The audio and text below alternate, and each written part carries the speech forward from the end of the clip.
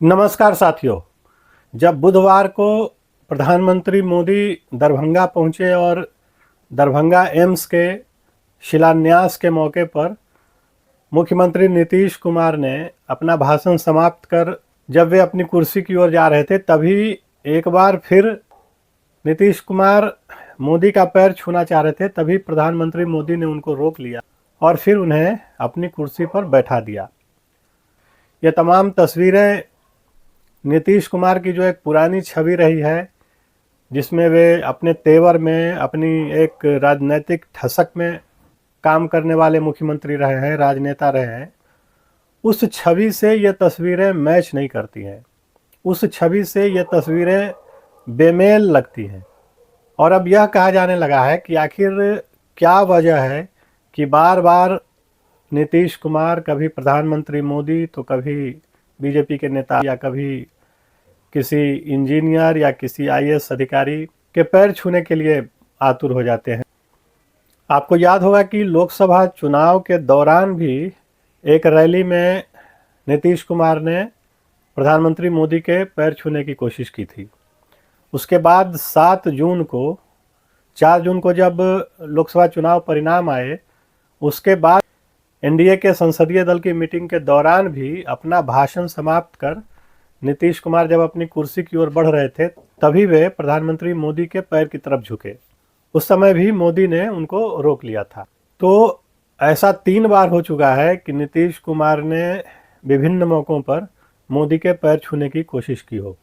तो निश्चित रूप से इसमें कोई दो राय नहीं है कि नीतीश कुमार किसी न किसी मानसिक परेशानी से गुजर रहे हैं, किसी न किसी मनोवैज्ञानिक समस्या से पीड़ित हैं, क्योंकि सिर्फ राजनीतिक स्टैंड या राजनीतिक पोस्चरिंग के लिए कोई मुख्यमंत्री इस तरह का बर्ताव नहीं कर सकता। आपने देखा होगा कि एक बार बिहार के मंत्री अशोक चौधरी के पिता महावीर चौधरी को श्रद्धांजलि देने के लिए वे पहुंचे थे। महावीर चौधरी की तस्वीर पर फूल डालने के बजाय उन्होंने अशोक चौधरी के ऊपर ही फूल डालना शुरू कर दिया था। एक बार अशोक चौधरी की गर्दन पकड़ते हुए उनको देखा गया। तो कई ऐसे मौके आए जब यह लगा कि नीतीश कुमार का जो व्यक्तित्व रहा है, उस व्यक्तित्व के व्यक्ति का यह रवैया नहीं हो सकता जो अभी नीतीश कुमार का है। अब कई लोग इसे राजनीतिक रूप से भी जोड़कर देख रहे हैं। कुछ लोगों का यह कहना है कि नीतीश कुमार बहुत डरे हुए हैं, या नीतीश कुमार को यह लग रहा है कि मोदी की ही वजह से वे मुख्यमंत्री बने हुए हैं, और जब तक मोदी का आशीर्वाद है, जब तक मोदी का समर्थन है, तभी तक वे मुख्यमंत्री रहेंगे। इसलिए वे इतनी विनम्रता दिखा रहे हैं या मोदी के पैर छूने के लिए आतुर दिख रहे हैं।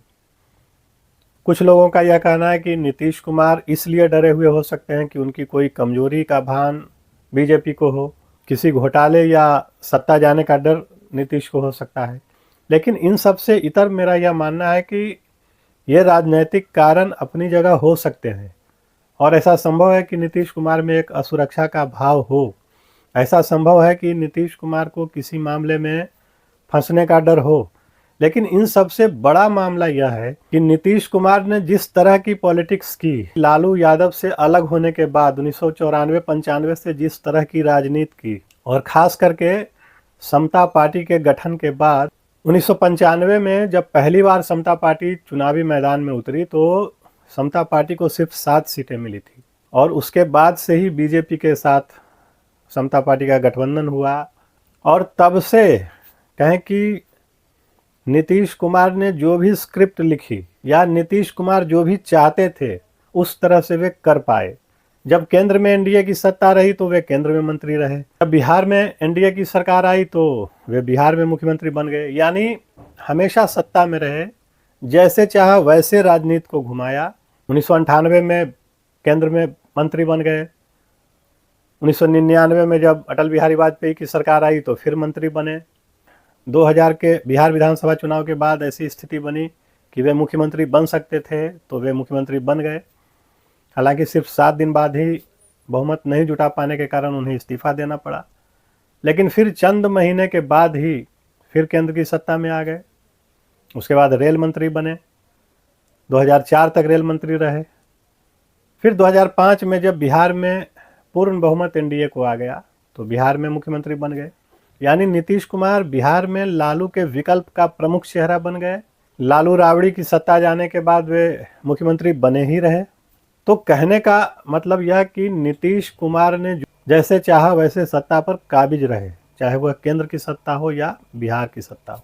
लेकिन 2013 में जो ट्विस्ट आया, दरअसल नीतीश कुमार को यह लग रहा था कि चूंकि अटल बिहारी वाजपेयी का युग समाप्त हो रहा है और 2009 में आडवाणी जी के नाम पर चुनाव लड़ा गया, बीजेपी को बहुमत नहीं आ पाया, 2009 में फिर से कांग्रेस की सरकार बन गई, यूपीए की सरकार बन गई। दरअसल उसके बाद नीतीश कुमार को यह उम्मीद थी कि चूंकि बीजेपी के नाम पर अटल बिहारी वाजपेयी और आडवाणी के अलावा किसी और चेहरे पर सर्वसम्मति नहीं बन सकती है, एनडीए किसी एक चेहरे पर सर्वसम्मत नहीं हो सकता, और इसीलिए उन्हें यह लग रहा था कि संभवतः एनडीए उनके नाम को आगे बढ़ा दे प्रधानमंत्री पद के लिए। लेकिन जैसे ही 2013 में बीजेपी ने नरेंद्र मोदी के नाम को आगे बढ़ाया, नरेंद्र मोदी की उम्मीदवारी तय कर दी गई 2014 के लोकसभा चुनाव के लिए, वैसे ही नीतीश कुमार असहज हो गए। उन्हें लग गया कि अब वे एनडीए में रहते हुए प्रधानमंत्री तो नहीं बन सकते, मुख्यमंत्री भले ही बने रह सकते हैं लेकिन प्रधानमंत्री नहीं बन सकते। और यही वह समय है जब से नीतीश कुमार अपने स्क्रिप्ट के मुताबिक कुछ नहीं कर पाए। हाँ, यह बात अलग है कि वे मुख्यमंत्री फिर भी बने रह सके, वे अभी तक मुख्यमंत्री बने हुए हैं, लेकिन जो एक तेवर की बात होती है, राजनीतिक तेवर की बात कहें, राजनीतिक ठसक की बात कहें या फिर वैचारिक निष्ठा की बात कहें, उन सब में एक दरार आ गई और वे भले ही मुख्यमंत्री बने रह गए लेकिन उनकी छवि को बुरी तरह से नुकसान हुआ। और यही वजह है कि आज जो आप नीतीश कुमार की स्थिति देख रहे हैं, आज जो एक मनोवैज्ञानिक या मानसिक समस्या से गुजरते हुए उन्हें देख रहे हैं, उसके पीछे सबसे बड़ी वजह यही है कि 2013 में वे बीजेपी से अलग हुए, 2015 में आरजेडी के साथ गए, महागठबंधन बनाया, 2017 में एक बार फिर महागठबंधन को छोड़ करके बीजेपी के साथ चले गए, 2022 में फिर से महागठबंधन के साथ चले गए और 2024 में एक बार फिर एनडीए में आ गए। तो जब जब जो कुछ भी चाहा 2013 के बाद, जिस प्लानिंग के साथ जो कुछ भी करना चाहा वह नहीं हुआ। और आज जो नीतीश कुमार की मानसिक अवस्था है उसके पीछे सबसे बड़ी वजह यही है कि 2013 के बाद नीतीश कुमार अपनी स्क्रिप्ट के मुताबिक कुछ भी नहीं कर पाए। आपको याद होगा कि किस तरह से 2012 में नरेंद्र मोदी की एक रैली थी बिहार में और उसी समय एक तस्वीर अखबारों में छपवा दी गई थी बीजेपी की तरफ से जिसमें नीतीश और मोदी एक साथ हाथ उठाते हुए दिख रहे हैं, और वह 2009 की तस्वीर थी लुधियाना के एनडीए रैली की।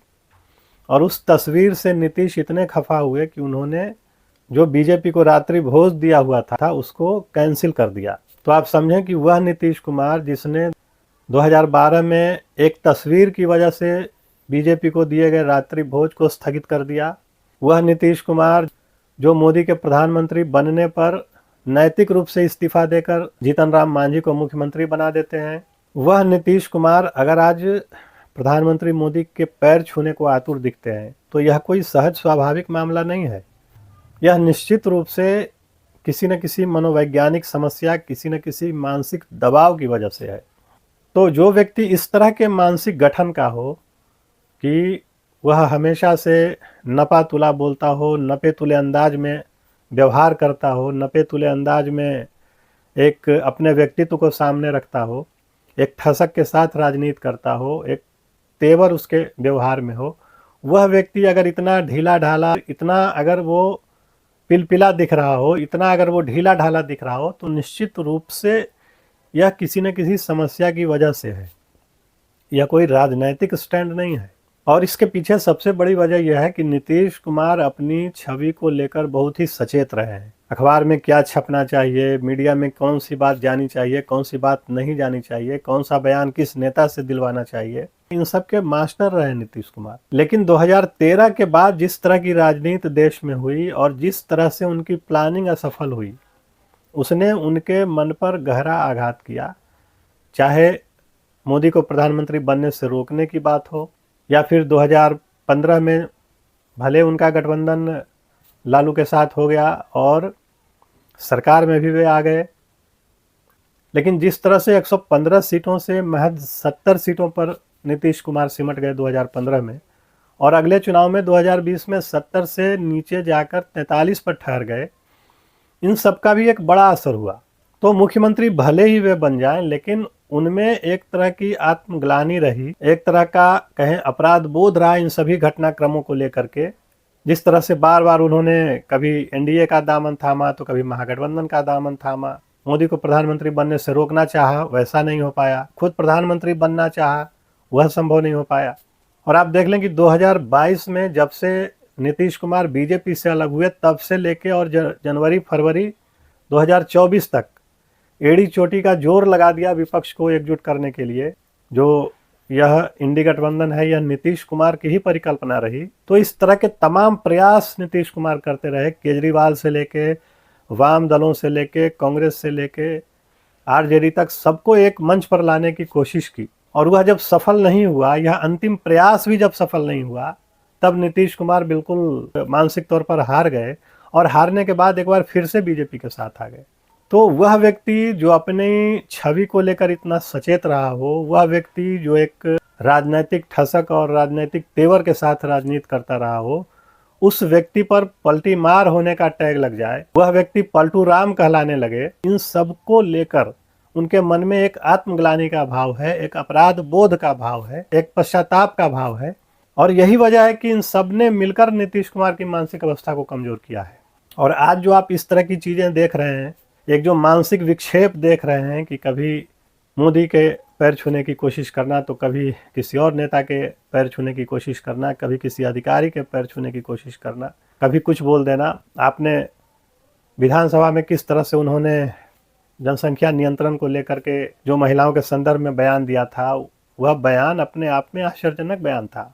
कोई भी जिम्मेवार राजनेता, कोई भी जिम्मेवार निर्वाचित मुख्यमंत्री उस तरह की भाषा का इस्तेमाल नहीं कर सकता। लेकिन नीतीश कुमार अगर यह सब कर रहे हैं तो यह कोई पॉलिटिकल मूव नहीं है, यह निश्चित रूप से एक मानसिक विक्षेप है। तो इस बात का भान नीतीश कुमार को है कि इतिहास उनका मूल्यांकन भले ही एक ऐसे नेता के रूप में करे जो लंबे समय तक बिहार का मुख्यमंत्री रहा, लेकिन ऐसे नेता के रूप में भी उनका मूल्यांकन होगा कि उस नेता ने कुर्सी पर बने रहने के लिए कभी भी किसी से हाथ मिलाने में गुरेज नहीं किया। और आप देखेंगे कि किसी भी व्यक्ति की जब इस तरह की मानसिक अवस्था हो जाती है तो वह एक एक्सट्रीम पर चला जाता है। अगर वो आक्रामक होगा तो बहुत ज़्यादा आक्रामक हो जाएगा, अगर वह समर्पण करेगा तो वो पूरा का पूरा समर्पण कर देगा। और पिछले कुछ वर्षों में, पिछले 2-3 वर्षों में आप नीतीश कुमार के व्यक्तित्व में भी यह बात देख सकते हैं। आपको याद होगा कि विजय सिन्हा के साथ जब उनकी तकरार हुई थी, जब उनकी बहस हुई थी विधानसभा में, और विजय सिन्हा उस समय विधानसभा अध्यक्ष थे, तो वे कितने आक्रामक हो गए। वह आक्रामकता भी नीतीश कुमार के व्यक्तित्व का हिस्सा नहीं रहा है। नीतीश हमेशा से संयमित, शालीन, संतुलित, नपे तुले अंदाज में अपनी बात कहने वाले नेता रहे हैं। लेकिन जिस आक्रामकता से उन्होंने विजय सिन्हा से बात की थी, उस समय भी यह लगा था कि नीतीश कहीं ना कहीं सहज नहीं है और किसी न किसी परेशानी से पीड़ित है, तभी इतने आक्रामक हो रहे हैं, क्योंकि यह नीतीश कुमार के स्वभाव के विपरीत है। दूसरी ओर ऐसा व्यक्ति जब समर्पण करता है तो पूर्ण समर्पण करता है, और तभी आप देख रहे हैं कि जब वे समर्पण कर रहे हैं तो बिल्कुल किसी के पैर छूने की हद तक बढ़ जा रहे हैं। तो एक तरफ इतनी आक्रामकता और एक तरफ ऐसा समर्पण, और यह बताता है कि निश्चित तौर पर नीतीश कुमार एक तरह की आत्मग्लानि, अपराध बोध, पश्चाताप, इन सब के एक मिश्रित भाव में चल रहे हैं। और यही वजह है कि उनके व्यवहार में, उनकी बातचीत में वह पहले वाली सहजता, शालीनता, वह ठसक, वह तेवर बिल्कुल गायब दिख रहा है। तो आज इतना ही। अगर आपको यह बातचीत पसंद आई हो तो इस चैनल को सब्सक्राइब करें, वीडियो को लाइक करें, अपना साथ और समर्थन हमें देते रहें। नमस्कार।